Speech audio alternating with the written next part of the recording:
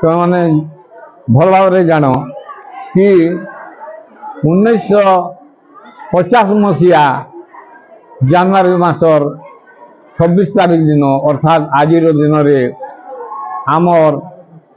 संविधान को लागू करागला आउ यही संविधान अनुसार आमर देश चली देश रे हिंदू मुसलमान ख्रीस्टान बौद्ध सिख जैन समस्त रहिबार समान अधिकार रही समस्त को समान न्याय मिलूची आमर देश को गणतंत्र दिवस बोली कहा जाए। गणतंत्र अर्थ गण माने मनुष्य मानकर आम जनसाधारण तंत्र आमर देश परिचालित होउची। आउ या पूर्वर 1947 मसीहा अगस्ट मासर 15 तारीख दिन देश स्वाधीन निश्चय होता किंतु से दिन संपूर्ण भाव आमर लोक मानकर हाथ में शासन आसी नथिला। लॉर्ड माउंटबेटन से लाट होते अधीन शासन चली किंतु दिन आसला समय आसला आंबेडकर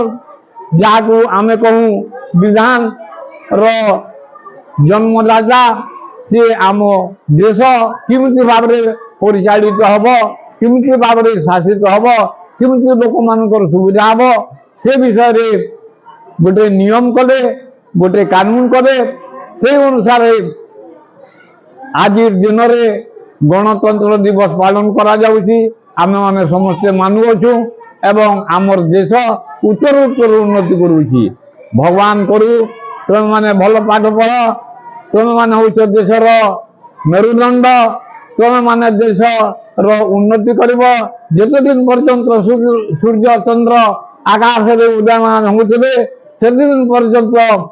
तुम्हें यही देश स्वाधीन तार चेष्टा कर सबुठ बड़ हूँ राष्ट्रवाद राष्ट्र बड़ किसी नुहे आमर शेष रक्तबिंदु थी जाए आम किमिति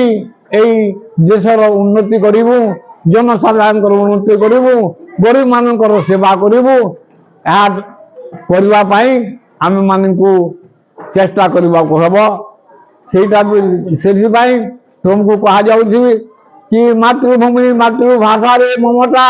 जा हृदय जन्मी नहीं ताकू जब आम ज्ञानी गण रे गणवा अज्ञानी रे कहीं तेणुक छुआ मैंने तुम मैंने यही मंत्र को निजर सम्मुख रखी तुम्हें देशर उन्नति करने सदा बेले चेष्टा कर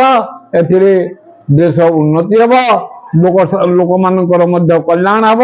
यही काम करने यही पवित्र माने गणतंत्र दिवस रे निज को प्रतिज्ञा कर एवं देशर उन्नति लागी पड़।